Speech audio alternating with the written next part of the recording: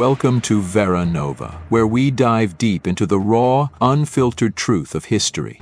Today we're traveling back to medieval Japan, to a time when the land was torn by war, power was up for grabs, and a new era was born out of conflict and ambition.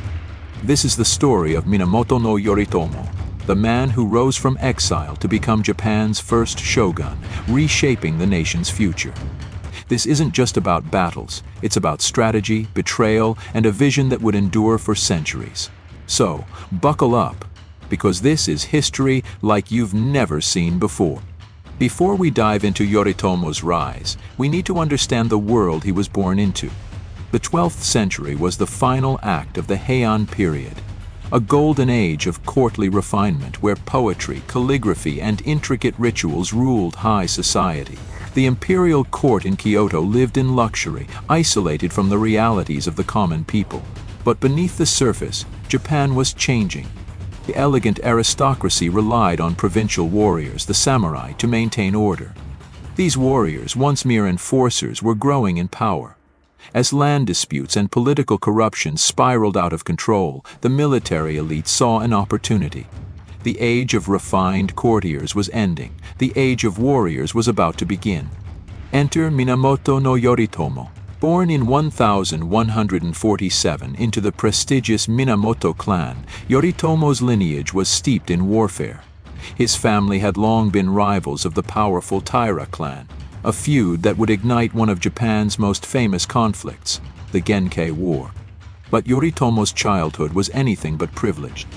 After his clan suffered a crushing defeat at the hands of the Taira, he was captured and exiled to Izu province as a mere boy.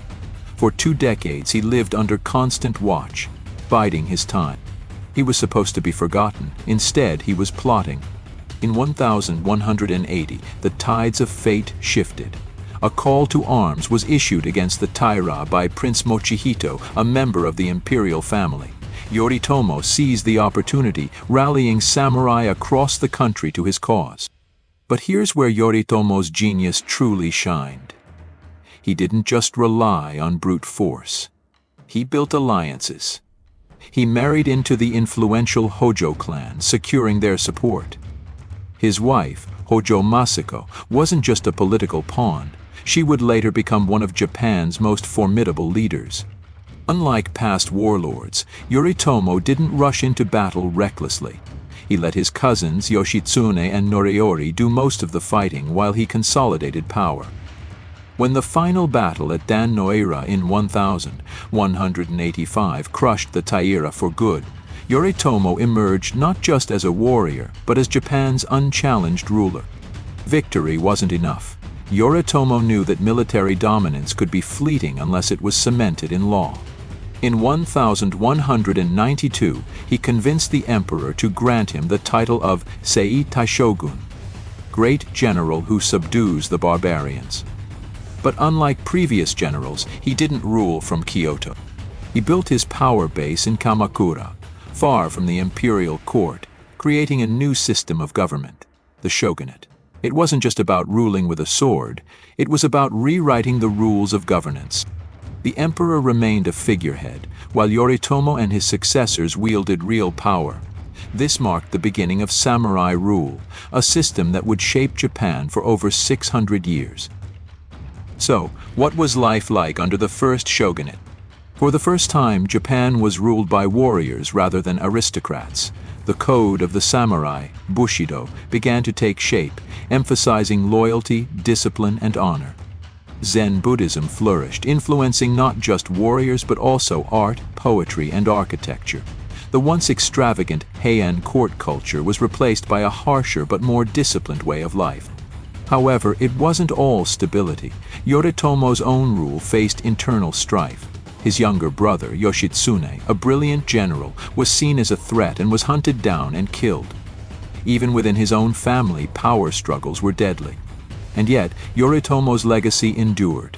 His shogunate laid the groundwork for centuries of samurai dominance.